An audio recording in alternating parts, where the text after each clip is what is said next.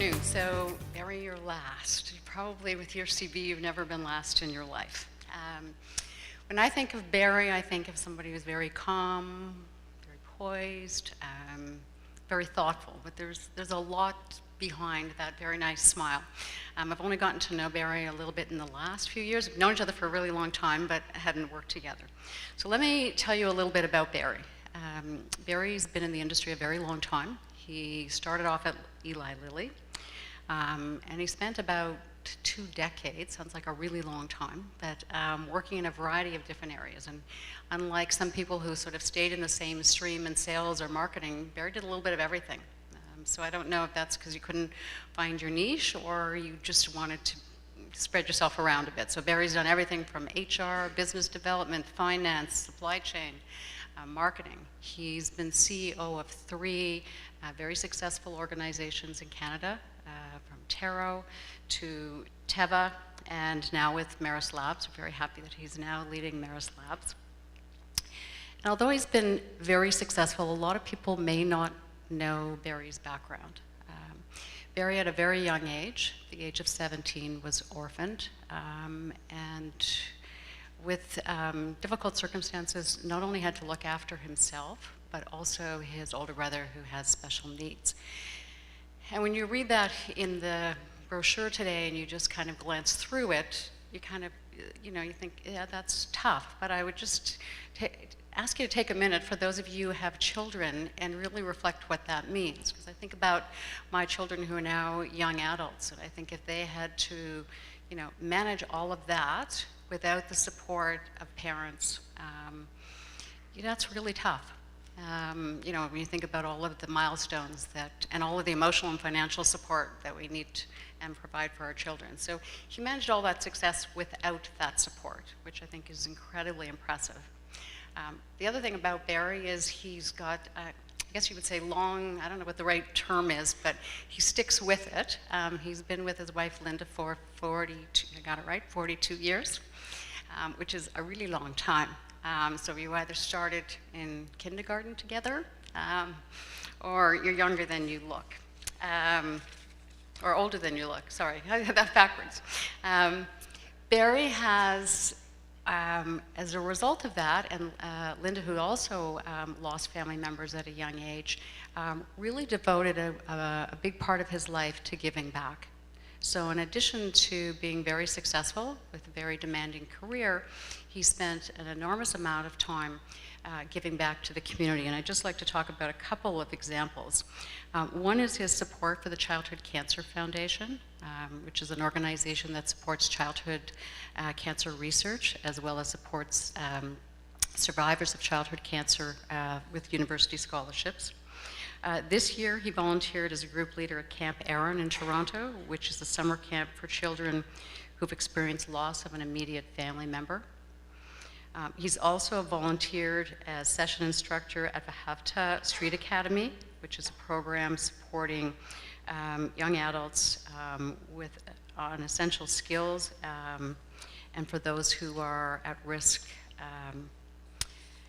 He's also a little more closer to medicine and pharmacy. He's been a past member of the Markham Stouffville Hospital Board and was also past chair of the Canadian Generic Pharmaceutical Association. And despite all that, he says, and has made a commitment, I think, to continue to do more. So I would like to just close with a quote from Mike Luce, who would have liked to have been here today. Mike, as you know, was a previous inductee. And I would say that the quote from Mike could reflect myself as well as many other people in the industry. He says, "Congratulations, Barry, on this most deserved recognition and acknowledgement of your leadership. Over the years, I have come to respect your talents, sometimes competing, but mainly collaborating, on ways to create more value in Canada for Canadians. We're thrilled to have you at the helm at Maris Labs. You are a driving force for change and a high achiever that sets the bar very high for others to follow. Congratulations." Hi, everyone. Thanks, Teresa. That was very kind of you, and I've really enjoyed working with you over the years, and especially in the last couple of years. When I walked into this room, I went over to Lauren, and I said, what's the lineup? Where am I in the lineup? And he says, you're last.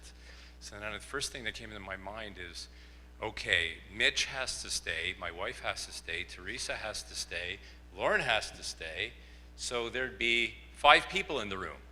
So the first thing I want to do is I want to thank everyone for sticking with the program and staying to the end. I really appreciate that. It's a real honor to be here. I think this award is, amazing. It's something that I will never forget. My career in healthcare started in 1983.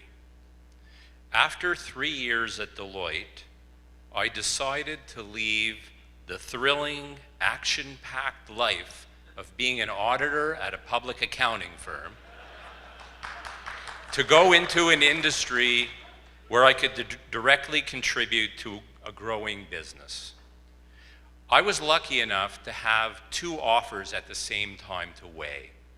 One was from Nortel, and the other one was from Eli Lilly.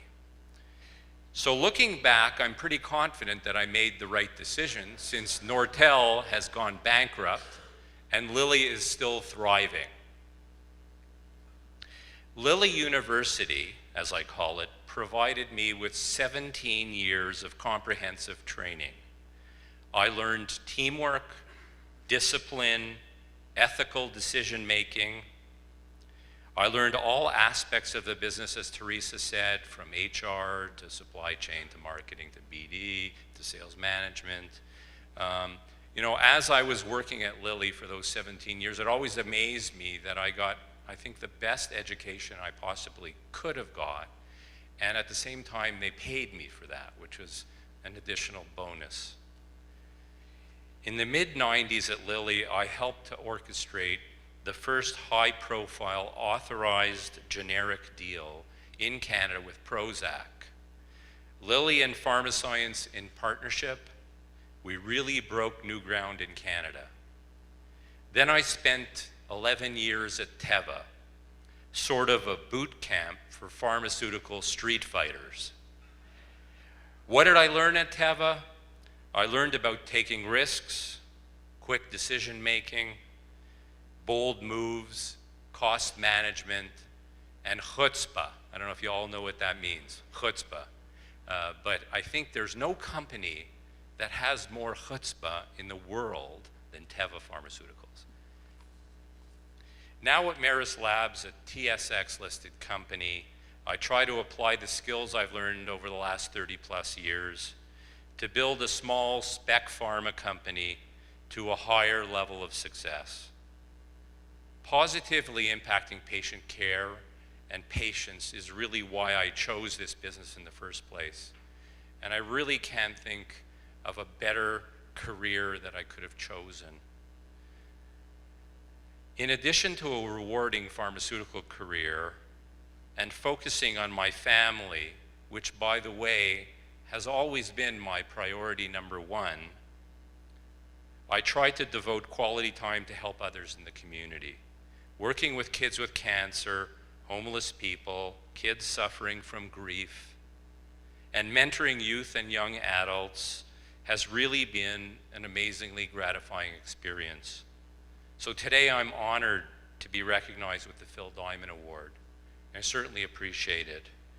In closing, I want to thank my numerous colleagues, friends, mentors, and the Chronicle Group, but most important, my family and my wife, Linda. We've actually been together for 41 years. So you said 42, it's only been 41. I'd like to publicly recognize Linda and show my appreciation. She's always been my best friend, best supporter, and a fabulous partner for over 40 years. So thanks, everyone. Really appreciate being here tonight and today, and I really do thank you for staying right to the end. Take care. Bye.